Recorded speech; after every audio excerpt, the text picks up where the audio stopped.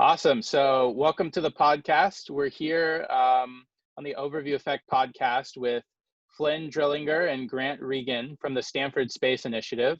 And they're the two co-leads for the satellite department of the club. So could you guys tell us a little bit about yourselves? Sure. So I'm Flynn. Thanks for the introduction. I go to Stanford and one of the co-leads of the satellites team. And we basically build satellites, small satellites, and develop other technologies like that. Awesome. Yes.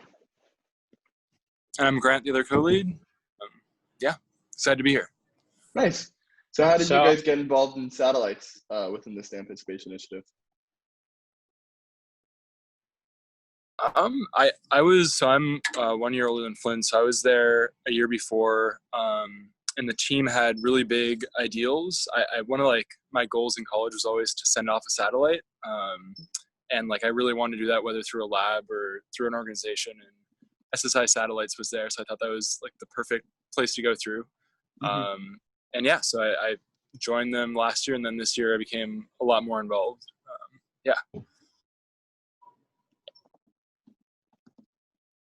Yeah, I mean, I'd say the thing that got me really excited was that these CubeSats really make us or give an opportunity to do real science and to make a real contribution. We're actually going to try to put something in space. And I felt coming to SSI, there's a bunch of really cool stuff. But the CubeSats just seemed like this area where we could potentially go a lot further and make a big contribution. So that's sort of what got me excited, was just the amount of opportunity that I saw. Yeah. And so can you tell us a little bit more about some of the projects that SSI has done with satellites in the past and what you guys are currently working on and will be working on in the coming quarters? Yeah, Flynn, you want to take it? Sure. So I think the earliest that we know about, these things, it's sort of hard to remember because we've only been here for a couple of years. The first one would be SNAPS, which is the Stanford Nano Picture Satellite. This was a quarter-U CubeSat, which I think is alternatively known as a FlatSat, that basically was designed to exit the deployment pod before a 3U CubeSat and take pictures of the deployable panels and other deployable technologies on the CubeSat to assess and sort of assist in telemetry. So I think that launched 2014, 2015, 2016. No real idea of the scale on that. And that was in collaboration with the Stanford, the SSDL. Not exactly sure what that stands for because that lab is not defunct. And then more recently, there's the Pointer mission, which is the polar orbiting infrared tracking satellite that was designed for laser communications technology demonstration with the Jet Propulsion Laboratory. And that one was really exciting. That was a payload on an Odyssey CubeSat. So it was a 1U payload. The team put a bunch of work into that. Unfortunately, on deployment, it was deployed into the wrong orbit. So we never established communications. But yeah, that launched in, I think, 2017. And so Grant will bring us up to the present. Yeah, so nowadays, we kind of have these projects that were collaborations with other organizations. And as a team, we really wanted to create a fully in-house satellite. And so now our current project is called Project Sequoia. It's a 3U imaging CubeSat that works off of a flight computer developed at Stanford called the PiCube computer and a Raspberry Pi for the processing computer. And we're hoping for a launch probably earliest next summer. And we're still figuring out launch details right now, especially due to COVID and things being fully online for Stanford. But we're really excited about this project, and pretty much for future plans, we haven't set those up because our main prerogative is just to get this satellite finished, tested, fully developed, and really stand as a good establishment that we could build off of in the future. Because once we make one CubeSat bus with its own magnetorquers that we'll design, reaction wheels, and all these different components, radio and all, we can really just replicate that and continue to add more advanced payloads onto future missions. So we want to get this one right. Nice. Very cool. Interesting. So can you guys go into detail on what your roles are and I guess what you do on maybe a day-by-day basis as co-heads of the group?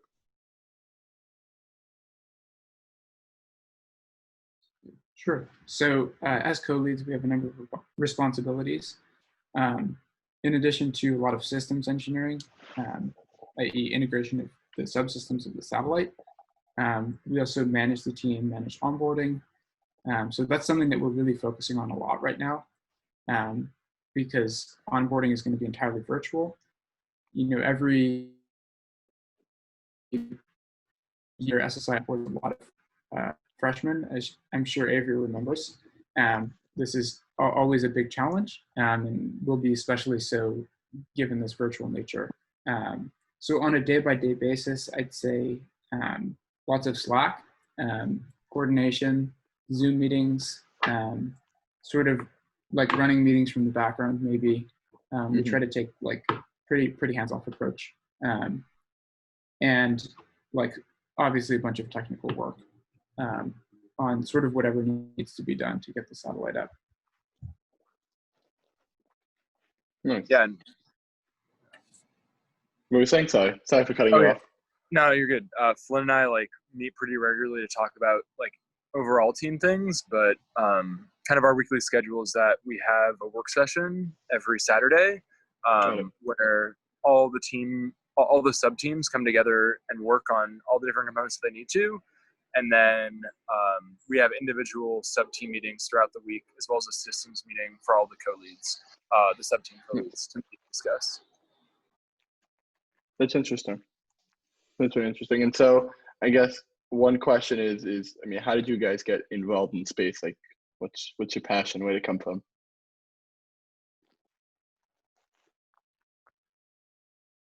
Okay, I'll go first. I mean, I think like a lot of kids, I've just always been interested in space. Like, there was never a clearly defined moment where it was like, oh, like, what is this space thing? I have to go study that. I think it was always like, I would look up and like see the stars and just like, always been very inspired by obviously all these like massive undertakings with that NASA's done, like, I don't know, the space shuttle and the Apollo program. But I think what's really, really been inspiring, especially like through the early part of my college career, has been like seeing the hobbyist CubeSat community and how much has been and is possible in terms of like making real progress with some components that are pretty cheap and like just sort of hacking stuff together. Yeah, for me, it's a little bit more on the amateur astronomy side. So I love amateur astronomy, do a lot of like astrophotography and observation and star parties and things like that. And when I was little, and like it was first grade. In first grade, we had a being good system, and if you were good in class, you could get these really like cheap toys that they had. And one of the top toys was this telescope that was probably like $7 or something from Target. Really just like two like plastic lenses put together. Not much. Barely magnified anything.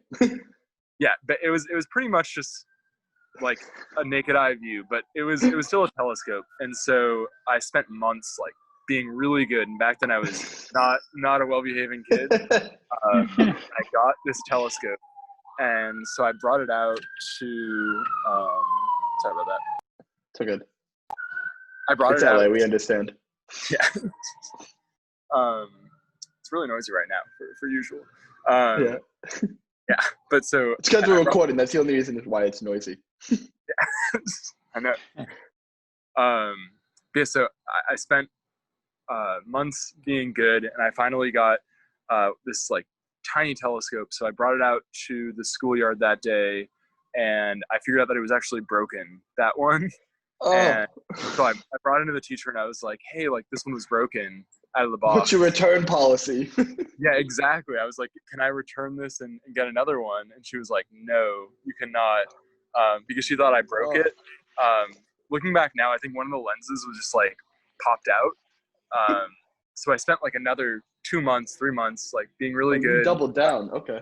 Yeah, I really wanted that telescope. And so I finally got it 2 months later, and I took it out, and it only moved in one direction. And I brought it out to my backyard and tried to find the moon. It took me like an hour, and I finally found the moon through this tiny telescope, and it was just like incredible. And that was really what started out. And I like was staring at it for a good 3 minutes, and then right after that, my mom came outside and was like, "Grant, it's time for bed." And I had like spent an hour trying to find it, and then it was like the time. But after that, I was hooked on space. Nice.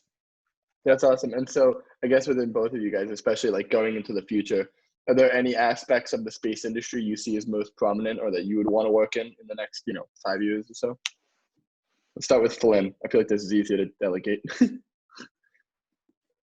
Sure. I mean, I'd say the exploration aspect. So on both the human spaceflight side and robotic spaceflight side, I'd say I'm really interested in pushing the boundaries.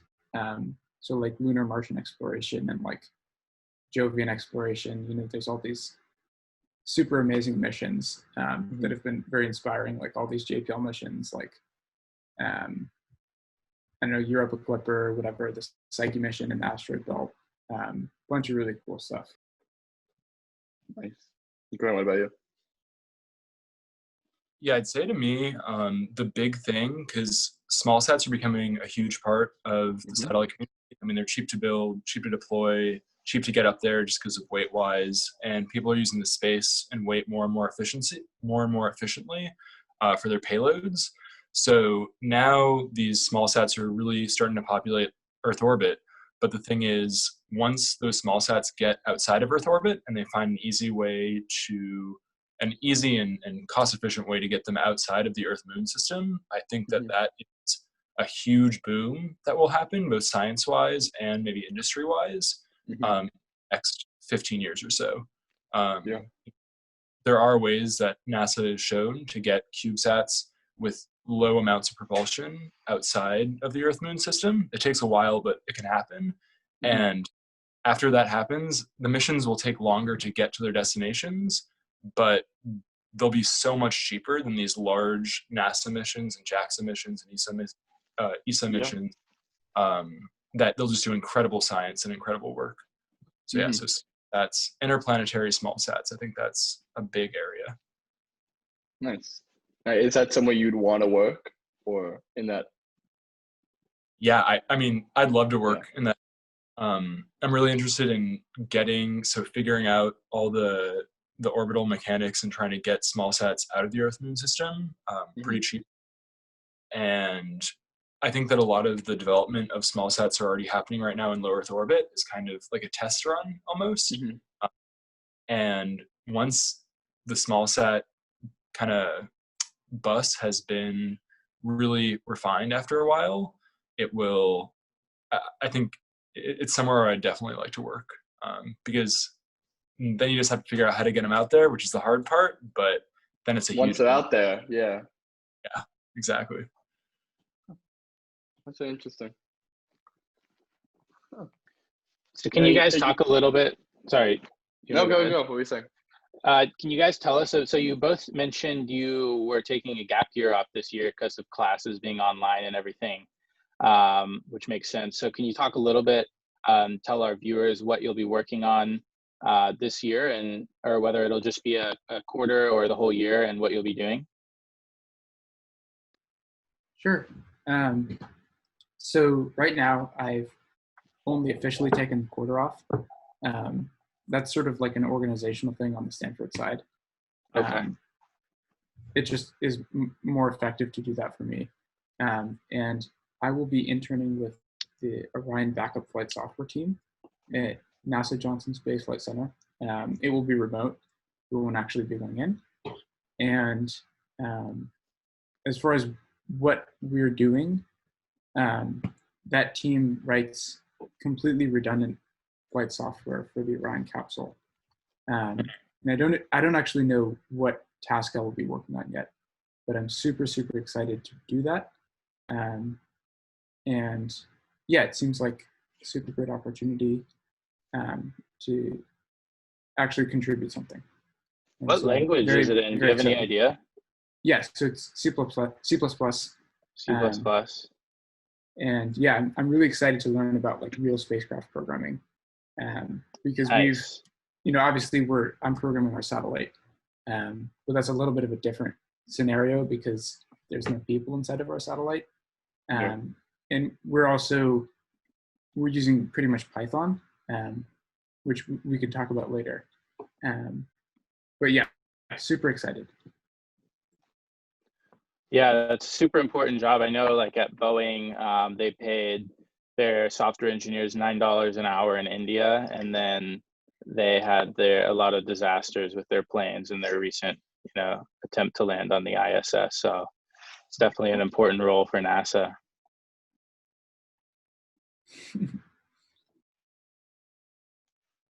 Yeah.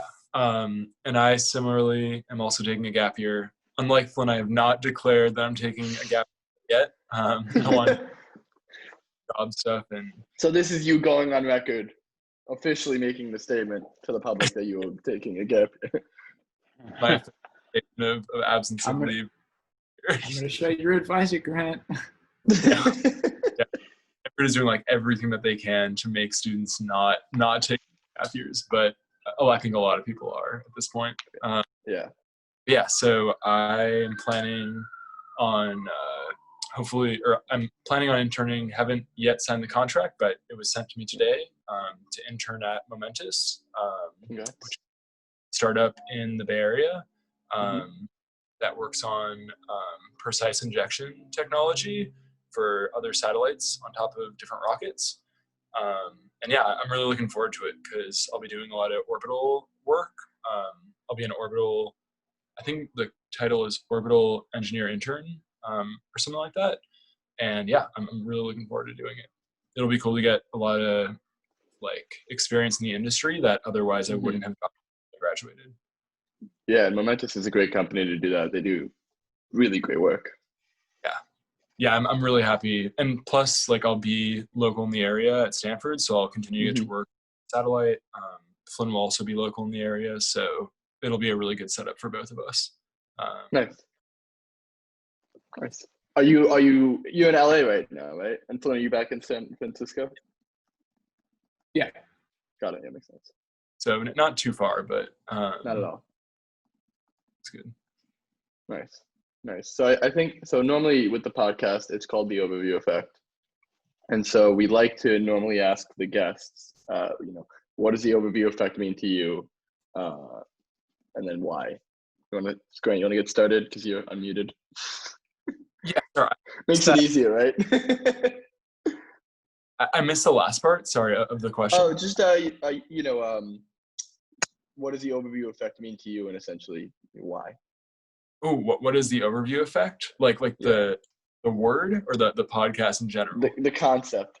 Concept of the overview effect, and like how does that? Yeah, what does it mean to you? How does it affect you and your thinking? Okay. Maybe I can go first. Yeah, Flynn, do you want to go first? Do you want me to define it for you? I mean, yeah, that'd be helpful. Okay, so the overview effect is the sensation that astronauts get when they see Earth for the first time from space. They realize how fragile the planet is, how interconnected life is, and how precious the Earth is. And they come back down with this great visceral sense of wanting to protect the planet because they see like how small it is with the backdrop of the solar system. So it's all blue dot, but on steroids. Pale blue dot, yeah, exactly. It's the same pale blue dot comparison. Yeah, Flynn, you want to go first? let me think up a little bit. Sure. Yeah. So I'd say like first, full disclosure, I've never been to space, so I have not experienced the overview effect firsthand. I wish I could say I have. Yeah, that's Yeah, for some reason, definitely everyone involved. asks me if I've been to space, and I'm like, there's only been 7 people privately who've ever gone to space, and I was not one of them.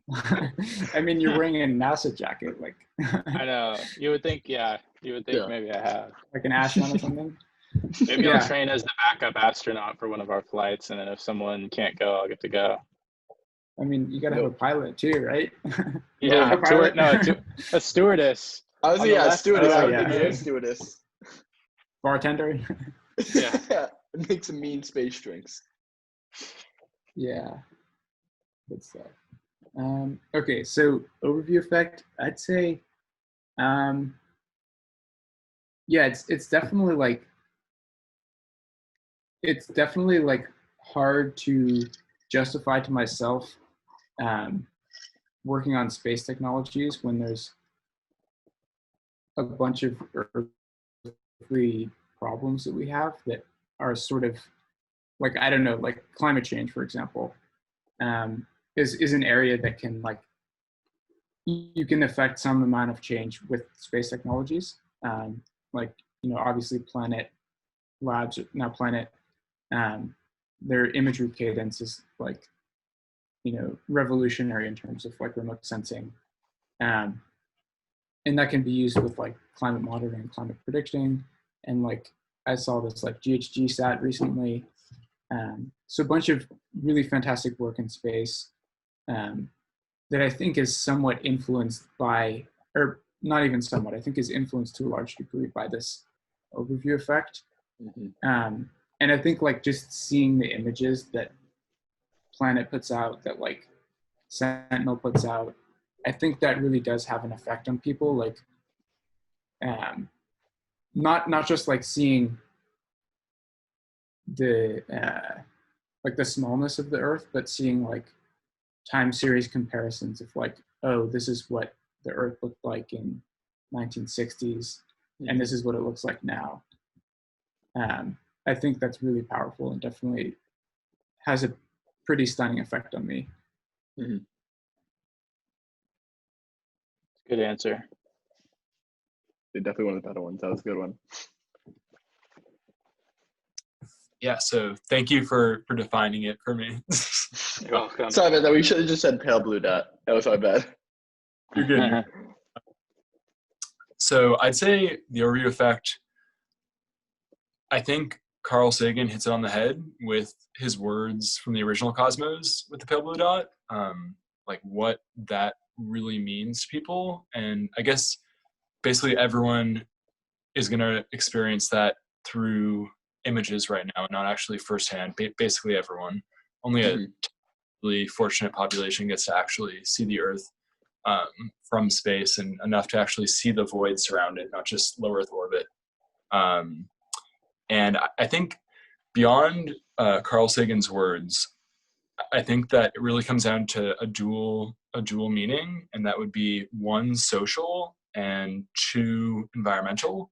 And they definitely do overlap, but first, kind of interesting on the social side. So Flynn was talking about all this imagery and everything, and I think the imagery is beautiful and really has a lot of scientific benefit. You see these glaciers melting and these lakes drying up and more forest fires, and it really brings to mind all these ecological changes that we need to make, or else we're going to lose the one place that we have to climate.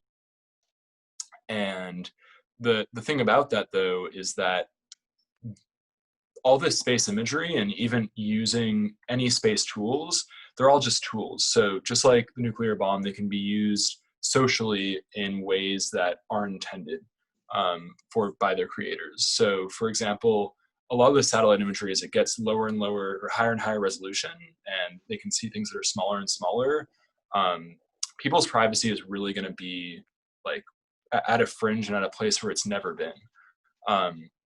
I mean, if you think about it, in 20, 30 years, and already right now with government spy satellites, pretty much anyone can monitor exactly what you're doing if you have an open sky at any.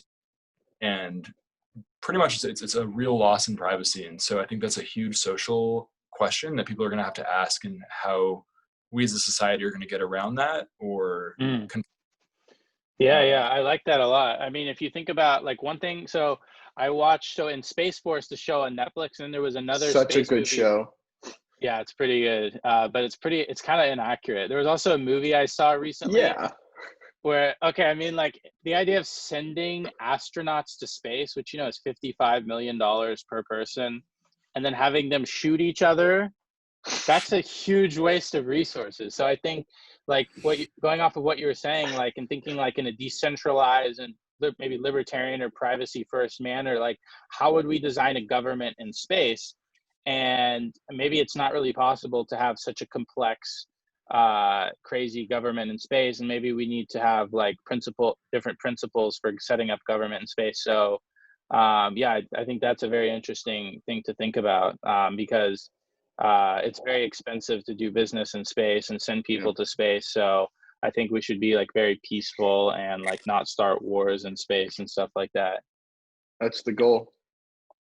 Yeah, and I mean, like if you think about it, this is just going to be like kind of a much bigger version of the invention of railroads, and like the roads, the expansion of air flight. I mean, nowadays you see signs over highways that say speed patrolled by aircraft, and in the future, if laws aren't created, I mean, basically we'll be able to be policing traffic with satellite 24/7, and basically speed of your car, and that's a very small matter of it, but it's a fundamental loss of privacy. So it's a really interesting question. And then on the other side, the medical side, environmentally, I mean, a lot of this technology is going to be totally like mind changing. And I think when this imagery is more put out to the public and shown in really interesting ways, where you can see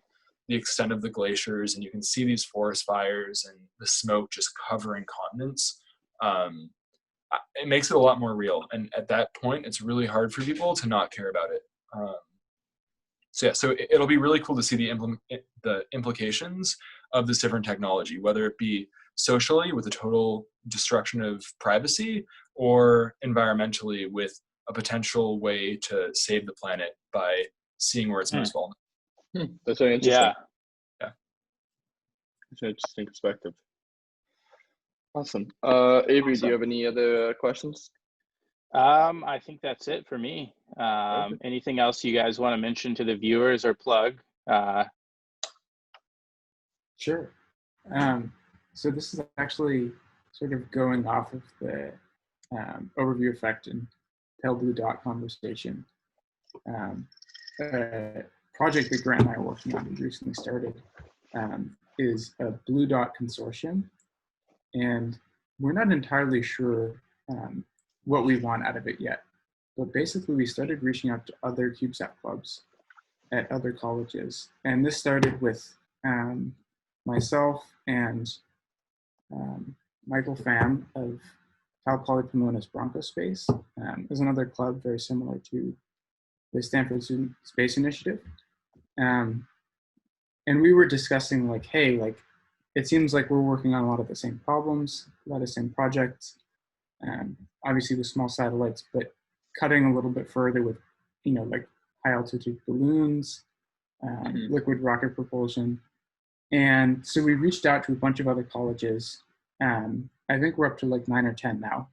And we basically just have like this Discord server where we can chat and ask each other questions. And then we have sort of like synchronously planned bi-monthly meetings where we just come together and talk about space and talk about like, I mean, right now we're building our community, so we're talking about that a lot.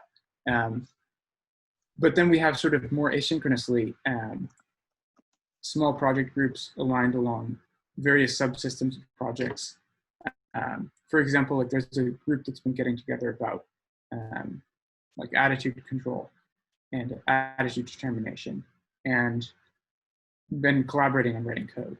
And I think that like one of the benefits of well, I don't know if I want to say benefits, but one of the things that's like sort of mind blowing is how like this sort of push to be on Zoom and to have everything happen on Zoom has sort of knocked down a bunch of physical boundaries and sort of reorganized the map in terms of like, I never would have called anyone like on the East Coast to be like, hey, do you want to like work on some satellites? But now it's such a different thing. I can just like pop a Zoom link in the chat and be like, okay, let's start programming.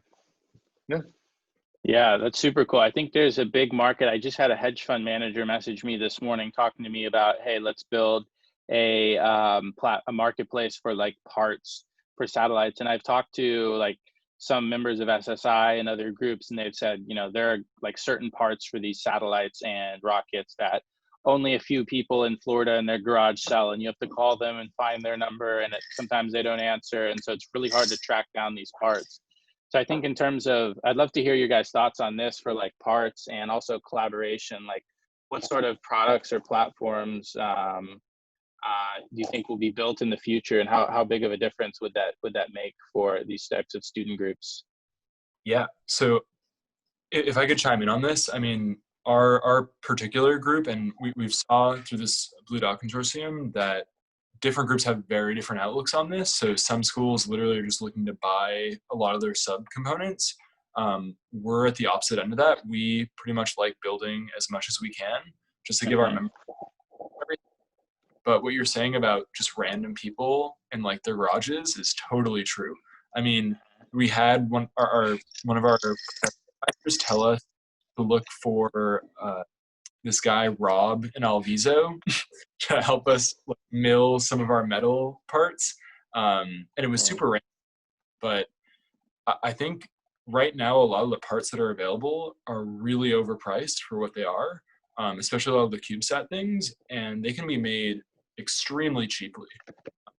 I mean, the materials, like the frame materials, aren't really that expensive, and like we're saying, like once we get like a bus, and our entire project is open source, so once we publish this and you get someone who mills metal, they can just mill the designs that we have of our CubeSat and sell that for super cheaply. And there is a big enough market that if you're saying like it's all centralized and it's cheap enough, universities and like different CubeSat builders will just buy those parts.